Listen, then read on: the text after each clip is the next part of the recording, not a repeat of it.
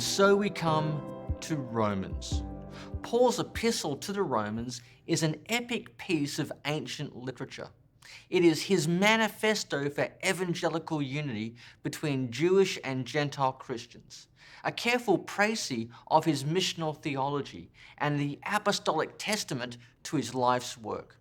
No other book of the Bible has so shaped the church and caused renewal and revival than Paul's epistle to the Romans. From St. Augustine to Martin Luther to John Wesley to Karl Barth, the church has found fresh fire for its faith when it encounters Romans anew. Joseph Fitzmyer did not exaggerate when he said, "One can almost write the history of Christian theology by surveying the ways in which Romans has been interpreted." One of the most important insights that we get from the letter to the Romans is a window into what Paul thought he was trying to achieve by his apostolic labors. Paul was not an itinerant philosopher out to make a quick buck. He was not selling messianic faith as a Judaism light option for Gentiles. Nor was he trying to add one more deity to the already overcrowded pantheon of Roman gods and goddesses. No, Paul believed it was his vocation, a very Jewish vocation as well, to proclaim God and Israel's Messiah to idol-worshipping, sexually immoral, and ritually impure Gentiles, and to bring them to the obedience of faith, so that the Gentiles might glorify God for his mercy. Romans gives us a syllabus of subjects to expound. God's righteousness revealed, God's love for sinners, God's superabounding grace, the hope of glory, adoption to sonship, the indwelling spirit, being more than conquerors, a foreign people being made God's people, love over law, the Torah affirmed, Israel saved, and the Messiah fulfilling God's promises to the patriarchs by calling Gentiles into the family of Abraham. If Romans was to be summarized and put on a banner at the front of a church, it might read something like this: God demonstrates his love for us in this: while we were still sinners, the Messiah died for us. Paul wrote Romans from Cenchreae, a port city directly adjacent to Corinth, probably around 56, 57 AD. He had just completed an extensive phase of ministry around the Eastern Mediterranean, particularly in Greece and Western Asia. His plan now was to return to Jerusalem to deliver the collection taken up from the Gentile churches. After that, he wanted to travel to Rome, as he longed to do, and then proceed further west to Spain. The 3 months of respite that Paul spent around Corinth gave him time and opportunity to reflect on his ministry, as well as the forthcoming journey to Jerusalem and his impending expedition to Spain. It is in this environment that he wrote the letter to the Romans, and he dispatched Phoebe, his personal benefactor and a deacon in the church, to deliver it to the Roman congregations. Thus, Romans was written at a very important juncture at Paul's career, when he was able to reflect on the past and look ahead to the future. A more contentious and perplexing question is the reason why Paul wrote to the Romans.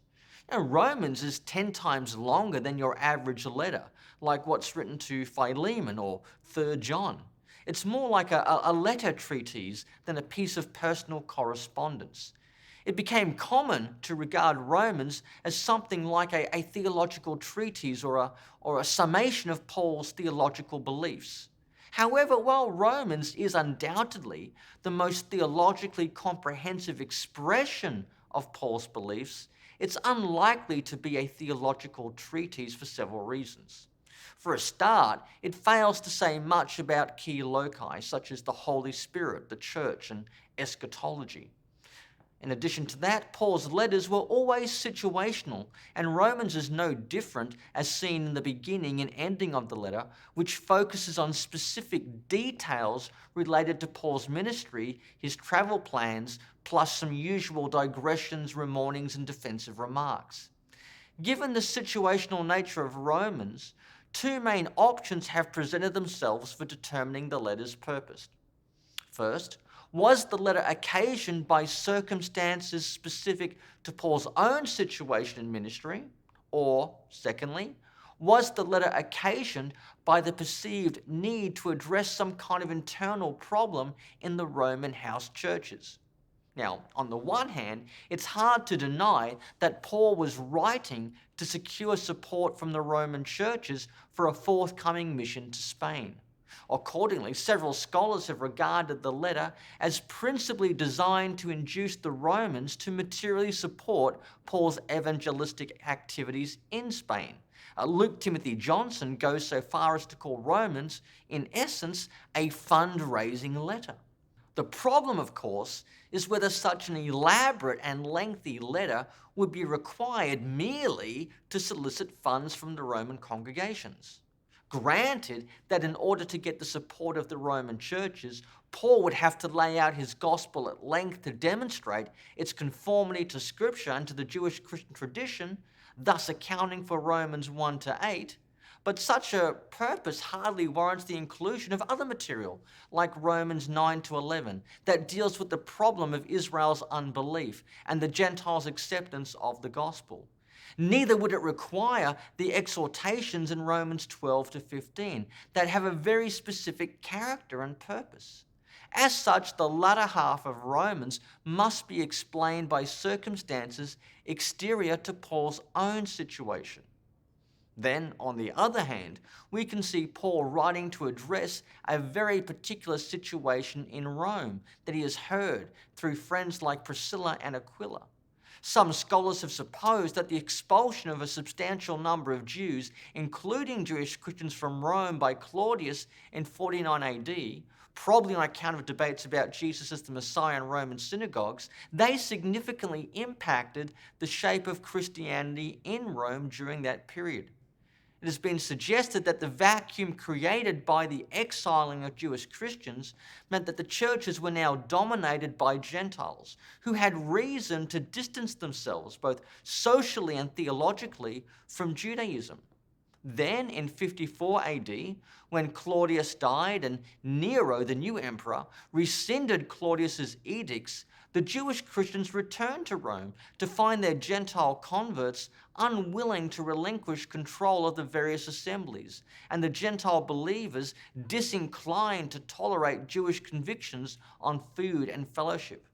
So it's been proposed that Paul wrote Romans to effect a reconciliation between the strong, Gentile believers, and the weak, Jewish Christian believers. On this view, Paul writes to urge the Gentile Christian majority to live and worship harmoniously with the Jewish Christian chapters and to put an end to any division in their midst. While much of this is probably correct, lingering problems do emerge. First, Paul never explicitly mentions the expulsion and return of Jewish Christians. And while it might have been too obvious to mention, its absence means its significance should not be over-exaggerated. Second, we should not automatically assume that the strong were Gentile Christians and the weak were Jewish Christians, because Paul is a Jewish Christian who considers himself to be strong in respect to the Jewish food laws. And one can easily imagine Gentile believers, former proselytes or God-fearers with a history of law observance who remained sensitive to idolatry and abandoning all the laws that they had come to cherish. The most likely scenario, then, is that the reasons for Romans were many and multifaceted. Paul wrote to the Roman churches, primarily to the Gentiles, it would appear, but knowing full well that Jewish Christians in the city will hear about the contents of the letter too, perhaps even from his delegate Phoebe. Paul wants the financial support of the Roman Gentiles for his planned journey to Spain, and he also wants to return to Jerusalem to deliver the collection with all of the Gentile churches firmly behind him as the apostle to the Gentiles. In order to win their support, therefore, Paul has two implied tasks. First, he must win them over to his account of the gospel, with its specific emphasis on Gentiles not having to follow the Torah. He does that by setting out his gospel at theological depth in order to better establish them. In the course of the letter, he appeals to shared traditions and makes apologetic remarks where necessary to assure them that he is not antinomian or anti-Israel, but he is a kosher advocate of the Jewish Christian gospel about Israel's Messiah.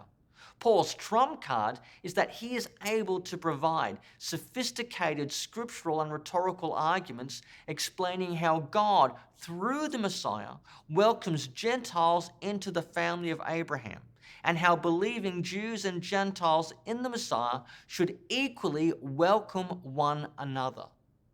Paul's goal then is to gospelize his audience through his letter, by which I mean that he endeavors to conform them to his evangelic vision for Christian community. Paul wants the Gentile Christians in Rome to become an exemplar of faithful obedience among the Gentiles. Since Paul cannot be there in person to impart a spiritual gift to them or to reap a full harvest by preaching the gospel in Rome just yet, he does the next best thing. He imparts to them the blessing of his gospel instruction, hoping that it will strengthen and encourage them. Second, Paul is required to do some preventive pastoral care. Paul knows the dangers the churches in Rome face.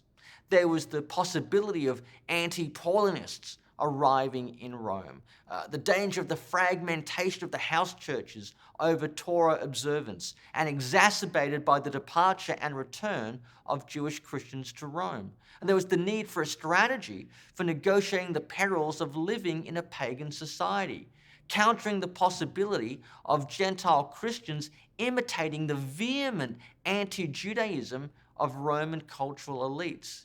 He needed to affirm the interlocking nature of the Jewish and Gentile missions, demonstrating a way of explaining to Jewish neighbors a messianic theodicy for the victory of God over suffering, and expounding God's faithfulness to Israel and his impartiality to both Jews and Gentiles in Christ. In sum, Romans is an exhortation in the gospel, a masterpiece of apologetics, missionary theology, Christological exegesis, pastoral care, and artful rhetoric, all designed to win over the audience to Paul's gospel, to support his mission in Spain, to draw Jewish and Gentile Christians together in Rome, and to strengthen them in their faith despite the perils of Roman culture, and for Roman believers to identify with the apostle to the Gentiles as he goes to Jerusalem. Paul's letter to the church in Rome is, by common consent, not only Paul's masterpiece, but one of the most astonishing pieces of writing on any subject from any time or culture. It is dense, fast-paced, combative and lyrical by turns. It wrestles with some of the hardest problems in philosophy or theology. It ranks with anything Plato or Aristotle ever wrote, except that it's much shorter, but it covers more ground, and it draws together the traditions of Israel while taking on the traditions of Greece and also Rome.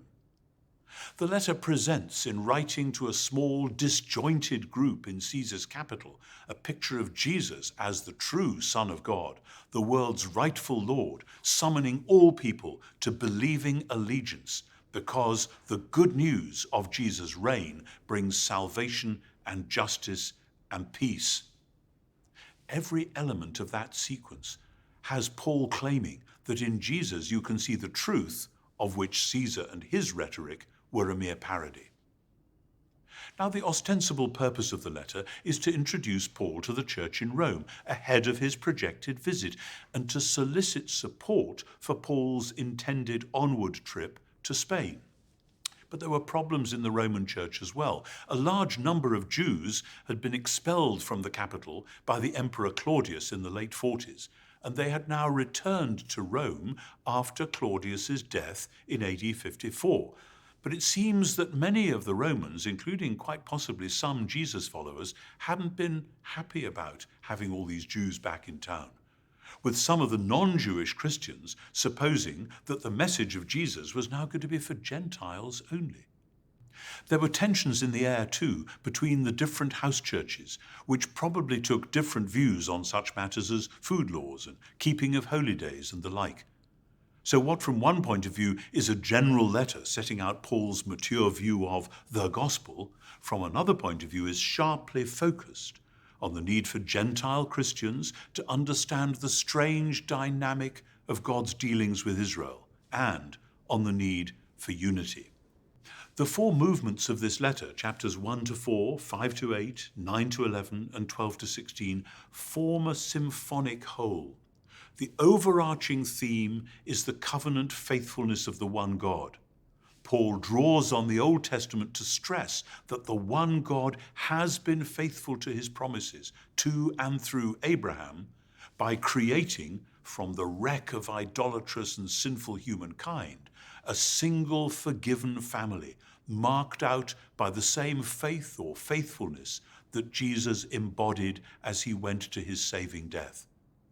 This is set out briefly and densely in the first section, chapters 1 to 4, which provides a platform from which Paul can survey the entire narrative of creation and humankind, from the failed vocation of the first human Adam to the glorious promise of the resurrected humankind in a newborn created order, coming up by the end of chapter 8.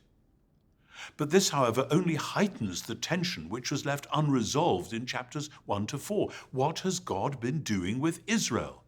Chapters 9 to 11 answer that question in terms of the Messiah himself and his inauguration of the covenant renewal promised in Deuteronomy 30. Those who believe in Jesus' resurrection and who confess him as Lord are the new covenant people. God will save all Israel, but only, 11:23, if they do not remain in unbelief. Paul's main message in chapter 11 is a sharp warning to Gentile Christians not to suppose that God has finished with his ancient people. This then opens the way for the appeal of chapters 12 to 16, which is general in chapters 12 and 13, and specific in chapters 14 and 15. Underlying it all is the true worship, which means being transformed by the renewing of the mind and the offering of one's whole self to God. That's the introductory pair of verses in chapter 12, verses 1 and 2. This leads to a bracing and outward-facing ethic, and particularly to patterns of reconciliation and ultimately shared worship among Jesus' followers of all backgrounds. Paul's travel plans round off chapter 15, and chapter 16 provides a long list of greetings to Paul's many friends and some relatives in the different Roman house churches. We could easily withdraw to a monastic fortress on an island off the Irish coast and spend the rest of our natural lives reflecting, meditating, and pondering over Paul's letter to the Romans. But we can't. There's too much work to do, so I'll have to be boorishly brief and focus on two things: gospel and community. First, Paul's letter to the Romans is gospel-centered. The noun evangelion and the verb evangelizo together occur a dozen times in the letter.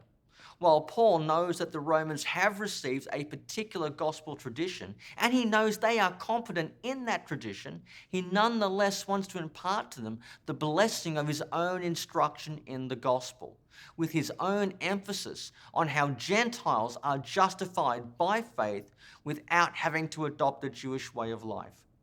In fact, Paul's letter lays out the gospel in theological depth as a substitute for his own physical presence among them.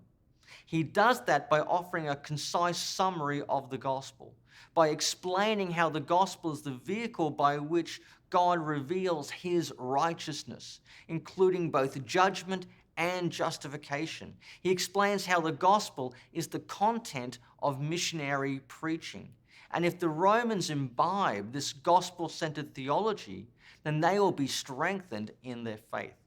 In other words, Paul is using this letter to gospelize the Romans, to ensure that their faith, practices, devotion, convictions, and relationships are singularly shaped by the good news that Jesus is the crucified and risen Lord.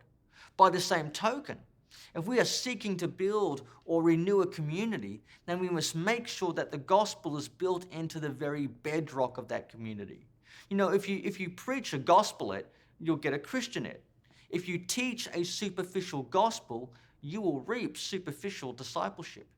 Churches should be gospelized in the same way that magnets are magnetized, surgical tools are sterilized, and hamburger meat is tenderized. We need to absorb the truth, beauty, and power of the gospel so that we reflect it outwardly, we infect everyone we touch with it, and we make gospel proclamation the church's chief project. Second, Paul urges an ethnically diverse and potentially fractious network of churches to welcome each other.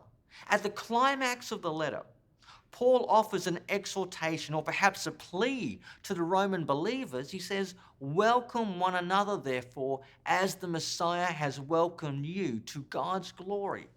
For Paul, grace means the church cannot mirror the ghettoization of wider culture. Paul does not want Christian house churches or tenements to be a miniature societies of segregation. Instead, there is to be one church of Jesus Christ, comprised of Jews, Greeks, Romans, and barbarians. You know, two of the most important words in Romans are no distinction, ou diastole. There is no distinction in condemnation for sin, nor any distinction in justification by faith. Therefore, irrespective of one's ethnicity, tribe, or race, the same Lord is Lord of all. Jesus died and rose to be Lord of both Jews and Gentiles, and everyone who calls on the name of the Lord will be saved. Or we might say, justification by faith entails fellowship by the same faith. To walk the Roman road is not only the quest to discover a merciful God, but to learn how God draws Gentiles together with Jews into the family of Abraham. Worked out, that means that multi-ethnic churches should not be the exception, but the norm. Now, it's hard in practice, messy at times. Diversity does create differences. Conflicts emerge over things like worship styles, liturgies, and some people can even import the worst of their culture into a church, whether it's consumerism or tribalism or syncretism or a nominal faith.